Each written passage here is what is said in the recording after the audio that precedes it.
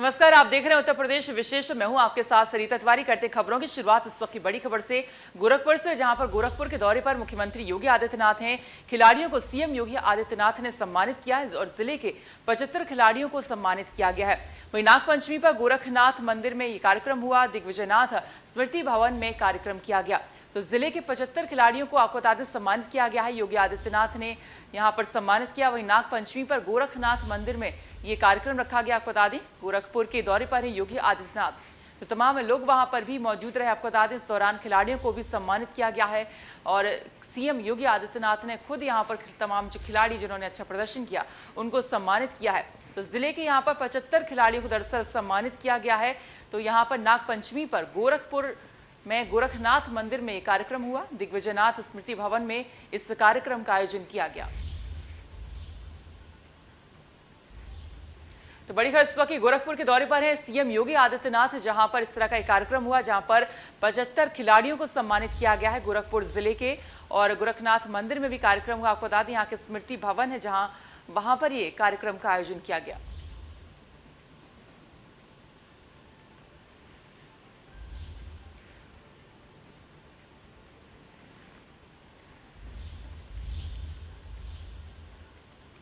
आगे बढ़ते हैं। बुलंदशहर में ब्राह्मण समाज के सम्मेलन में बसपा के राष्ट्रीय महासचिव सतीश चंद्र मिश्रा ने संबोधित किया। बसपा की संगोष्ठी में सतीश चंद्र मिश्रा बोले कि अत्याचार से दुखी ब्राह्मण समाज भाजपा को सत्ता से बाहर निकालने का काम करेगी।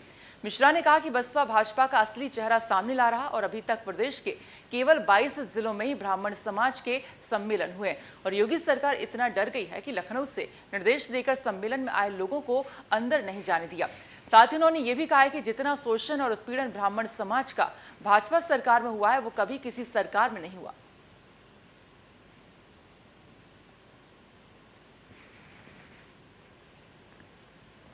ये बसपा 2022 के चुनाव में जो हमारे कार्यकाल में 2007 से 12 में बहन मायावती जी ने जिस तरीके से पूरे प्रदेश में विकास किया था, जिस तरह से कानून द्वारा कानून का राज चलाया था और कानून चला करके दिखाने का काम किया था और जिस तरीके से सर्व समाज को लेकर के एक साथ चलने का काम किया था, सर्वजन हिताय सर्वजन सुखाय की सरकार चलाई थी, उसी को लेकर के हम आगे बढ़ रहे हैं।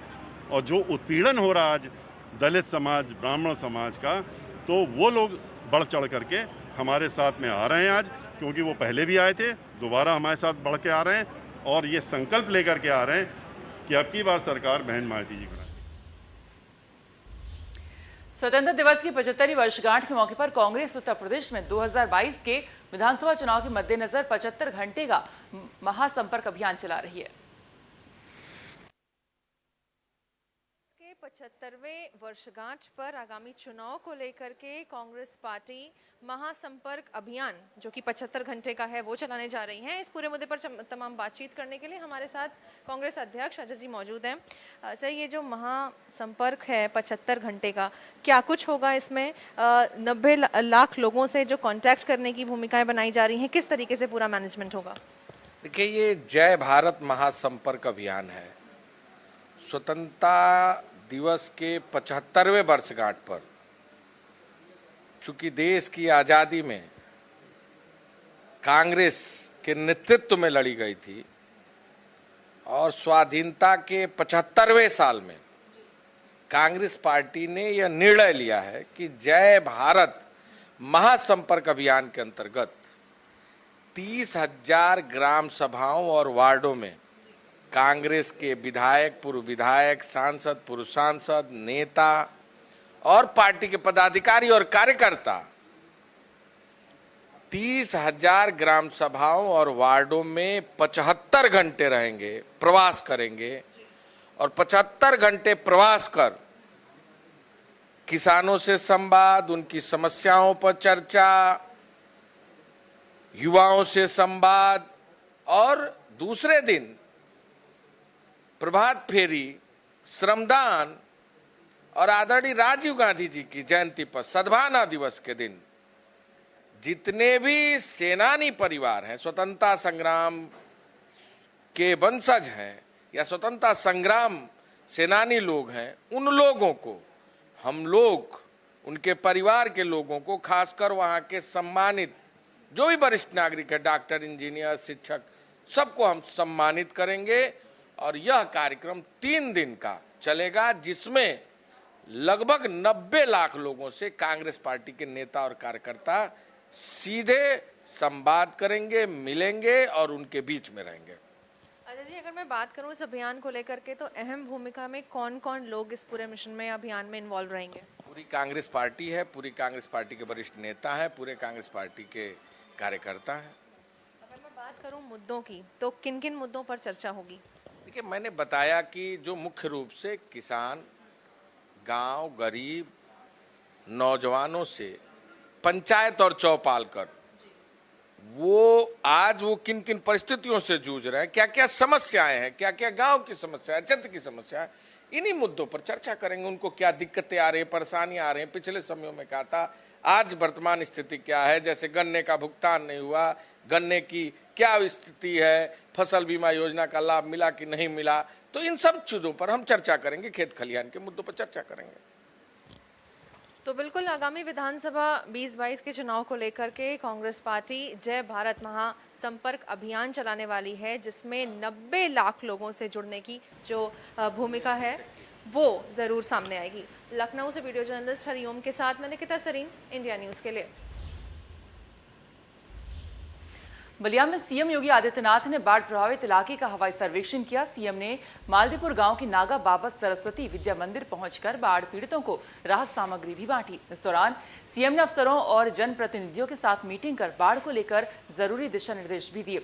सीएम ने कहा कि प्रदेश के 24 जिलों के 620 गाँव में बाढ़ का असर है और ऐसा हरियाणा, राजस्थान, मध्य प्रदेश से ज्यादा पानी छोड़ने की वजह से हुआ है। उन्होंने ये भी कहा कि बाढ़ से निपटने के लिए युद्ध स्तर पर काम किया जा रहा है। राहत बचाव की टीम लगातार काम कर रही है। उन क्षेत्रों में जल जनित और विषाणु जनित बीमारियों की आशंका होगी, इनसे बचाव के लिए भी पुख्ता व्यवस्था करते हुए मेडिकल टीम निरंतर उन क्षेत्रों का भ्रमण करें। पेयजल की व्यवस्था अच्छी हो, शुद्ध हो, यह भी सुनिश्चित करने की तैयारी करें। इसके साथ ही यह भी प्रशासन को निर्देश दिए जा रहे हैं कि छोटी और मझोली नाव नदी के करंट के उसमें न आने पाए, नदी की धारा में ये न चले। एनडीआरएफ, एसडीआरएफ या पीएससी की स्टीमर या बड़ी नौकाओं के माध्यम से ही सवारियां जाएं। जौनपुर में गोमती का जलस्तर लगातार बढ़ता ही जा रहा है। चंदवक में नदी किनारे रहने वाले लोगों के घरों में पानी भर जाने से लोग घरों को छोड़कर दूसरों के घरों का सहारा ले रहे हैं।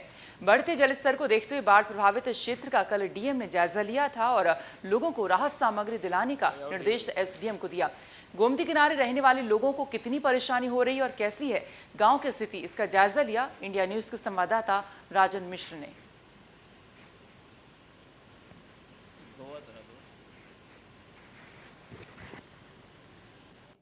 गोमती का जलस्तर लगातार बढ़ता जा रहा है। ऐसे में जो किनारे पर रहने वाले लोग हैं उनके घरों तक पानी पहुंच गया है और लोग जो है इस बाढ़ को लेकर भयभीत है। तस्वीरें हम आपको दिखाएं, ये देखिए चंदवक घाट है जो है, और आप देखिए किस तरह से लोगों के घरों में जो है वो पानी पहुंच चुका है। जो किनारे पर रहने वाले लोग हैं उनके घरों में पानी घुस चुका है। जो किनारे पर जो खेती होती थी वो फसलें जो है बर्बाद हो गई हैं। लगातार जो है गोमती का जलस्तर जो है वो बढ़ते जा रहा है। आपको बता दें कि गंगा में पानी बढ़ने के बाद जो है गोमती में भी जो है जल स्तर बढ़ने लगा। और ऐसे में तस्वीरें आपको हम लगातार दिखा रहे हैं। आप देखिए ये चंदवक घाट की है, किराकत तहसील अंतर्गत चंदवक पड़ता है, वहाँ के घाट की है। और आप देखिए यहाँ पे ये जो लोगों के घर थे किनारे पर रहने वाले, यहाँ पे जो है पूरा ये जलमग्न हो गया। आप देखिए किस तरह से यहाँ पे हम उतर नहीं सकते, इसलिए हमने नाव का सहारा लिया और हम यहाँ पहुँचे। और बिच्छू कीड़े सब निकल रहे हैं क्योंकि पानी जो है 10 दिन से आज हम लोग को परेशान करा है यहाँ।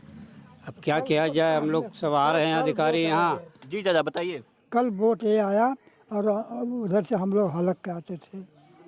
आप काफी बुजुर्ग हैं, हर बार जो है ऐसी स्थिति होती है जब पानी बढ़ता है तो बराबर होती है। प्रशासन की तरफ से मदद की जाती है?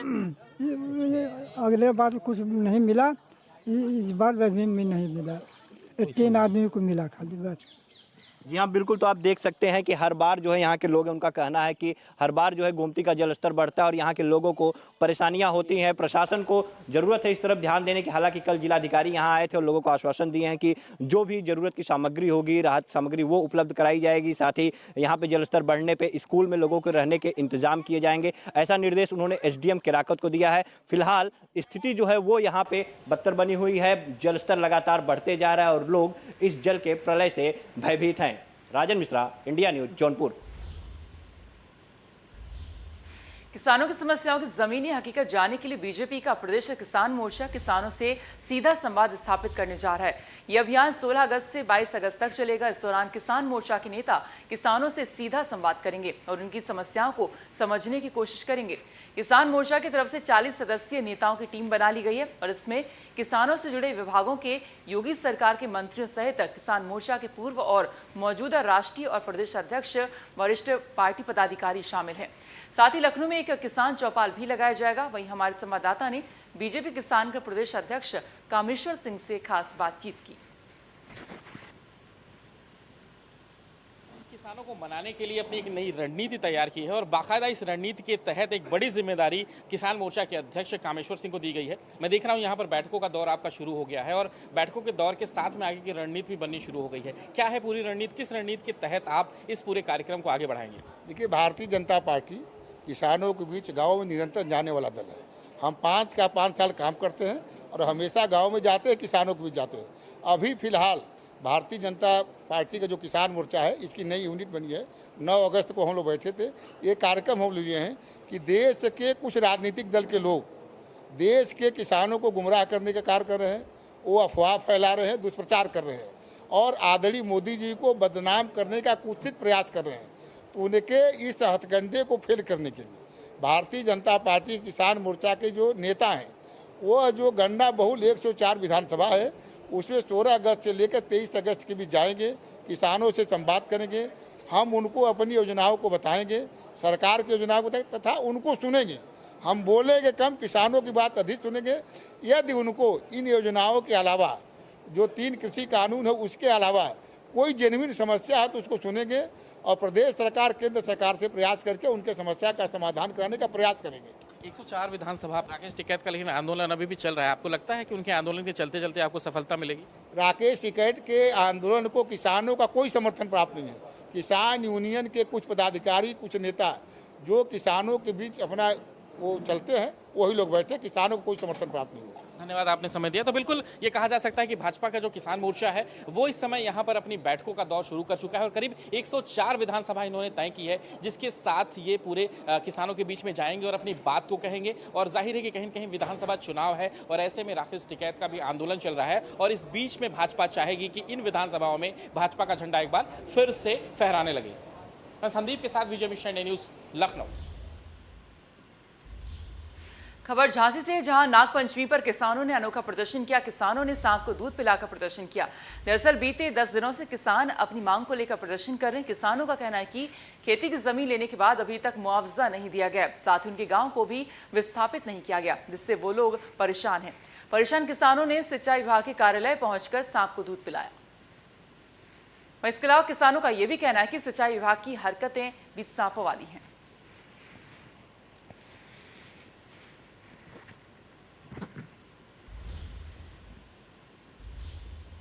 1984 में हुए सिख दंगे को भला कौन भूल सकता है। तब देश के तत्कालीन प्रधानमंत्री इंदिरा गांधी की हत्या कर दी गई थी, जिसके बाद देश में हुए सिख विरोधी दंगों में कानपुर में 127 लोगों को मौत के घाट उतारा गया था। इस दौरान कई घरों को लूटा गया और एक ही परिवार के कई लोगों को बेदर्दी से कत्ल किया गया। कुछ लोगों को धारदार हथियार से निर्ममता से काटा गया तो कुछ को जिंदा आग के हवाले कर दिया था।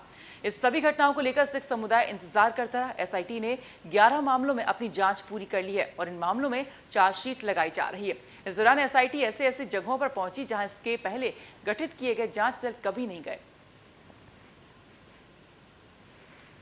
1984 में प्रधानमंत्री इंदिरा गांधी की हत्या के बाद जो पूरे देश में आग लगी थी, तो कानपुर में 127 सिखों की हत्या कर दी गई थी, जिसमें कई में एफआईआर लग चुकी थी, तो कई में चार्जशीट लग चुकी थी मुकदमों में, और उसके बाद कई लोग बरी भी हो गए थे। लेकिन प्रधानमंत्री नरेंद्र मोदी के आदेश के बाद सूबे के मुखिया योगी आदित्यनाथ ने दोबारा उस जो जाँच थी उसको SIT की टीम दोबारा गठित की गई है, और एक बार दोबारा उन सब प्रकरणों की जाँच की जा रही है। अभी हाल ही में SIT की टीम कानपुर पहुँची थी। इस वक्त हम लोग खड़े हैं गुरु रामदेव सिंह गुरुद्वारे पर, जो 1984 में यहाँ गुरुद्वारा हुआ करता था। यहाँ पर भी 2 सिखों को जलाकर उनकी हत्या कर दी गई थी। आपको दिखाना चाहूँगा जो नज़ारा है, आप देख सकते हैं 1984 में गुरु नामदेव के नाम से गुरुद्वारा हुआ करता था। अब ये गुरुद्वारा यहाँ पर नहीं है, लेकिन अभी भी यहाँ पर उसके कुछ अवशेष अभी भी बाकी हुए हैं। अभी SIT की टीम आई थी, ये आपको दिखाना चाहूँगा। ये वो गली है, आप देख सकते हैं, यहाँ पर जलाकर सिख की हत्या की गई थी। ये जो निशान है, ये आप देख सकते हैं, जला हुआ निशान अभी भी दिख रहा है। और जब SIT की टीम ने यहाँ पर केमिकल डाला तो मानव के ब्लड यहाँ पर मिले हैं,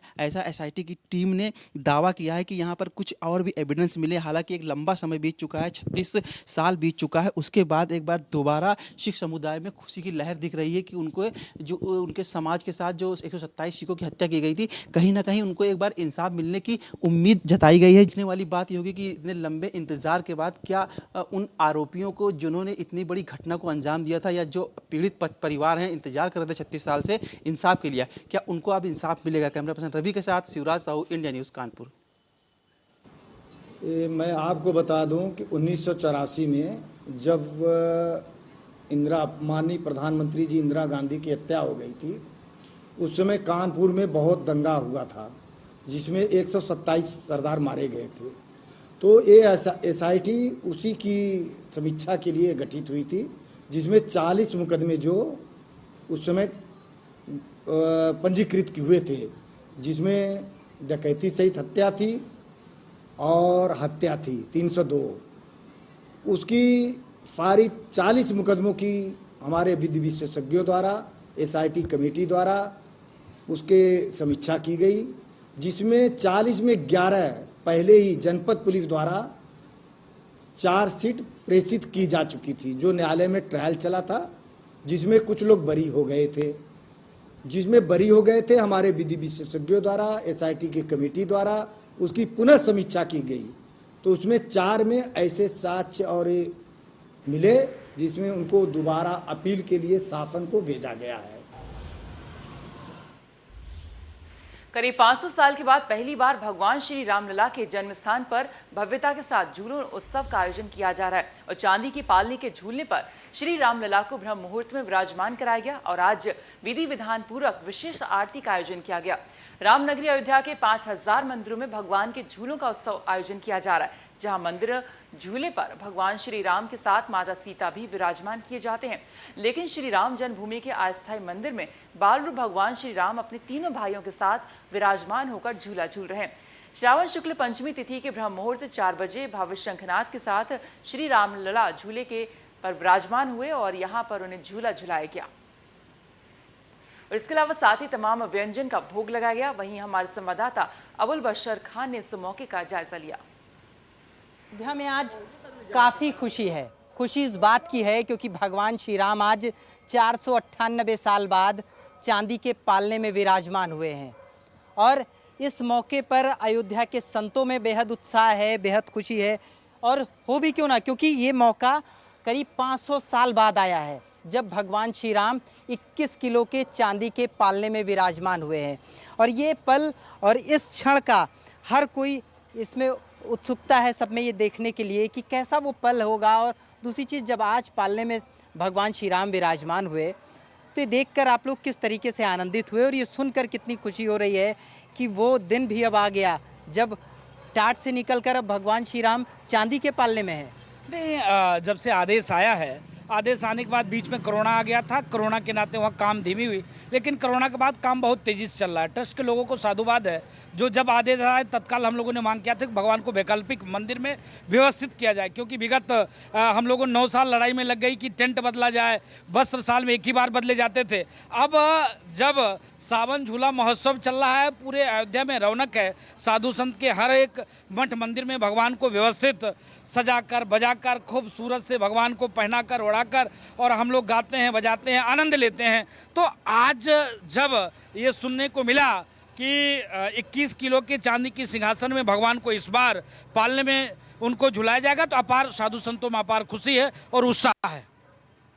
कितनी खुशी आपको है? ये मौका आया है, ये मौका इससे पहले कभी नहीं था। आज भगवान श्री राम पालने में है, चांदी के पालने में है। ये बहुत अपार हर्ष की है बात है कि हर सावन में हर साल की भांति इस साल भी जैसे हो रहा है और बहुत से उत्साह है, मंगन है और मंगल है। आप लोग कैसा देखते हैं, किस नज़रिए से? अब की झूला उत्सव जो है श्रावण का अद्भुत है, उल्लास भी है। सर्वप्रथम जीवन में देखने के लिए मिला, अगर मंदिर मिला तो हम लोग के जीवन सार्थक हो जाएगा। और जन्मभूमि आज 200 वर्षों से हम लोग 50 साल हो गया अयोध्या में रहते हुए, ये लड़ाई बहुत देखा गया, बहुत हुआ, लेकिन अब की योगी जी, मोदी जी का बहुत बड़ा योगदान है कि इस कार्य को संपन्न किए और हिंदू जनमानस को बहुत बड़ा तोहफा दिए हैं। आनंद मंगल। निश्चित तौर पर ये तोहफा ही है और दूसरी तरफ अयोध्यावासी गदगद हैं इस चीज़ को लेकर कि अब भगवान श्री राम चांदी के पालने में विराजमान है। अबुल बशर खान, इंडिया न्यूज़। और खबर है अब मुरादाबाद से है, जहां पर एसएसपी ऑफिस के सामने अपनी बेटी की बरामदगी की मांग को लेकर एक मां 1 महीने से धरना कर रही है। मजूला इलाके में एक 13 साल की बच्ची लापता हो जाती है, लेकिन अभी तक बच्ची का कुछ पता नहीं चल पाया है। वहीं महिला के धरना देने की जगह पर कई राजनीतिक पार्टियां के नेता भी पहुंचकर अपनी राजनीति चमकाने में लगे हुए हैं।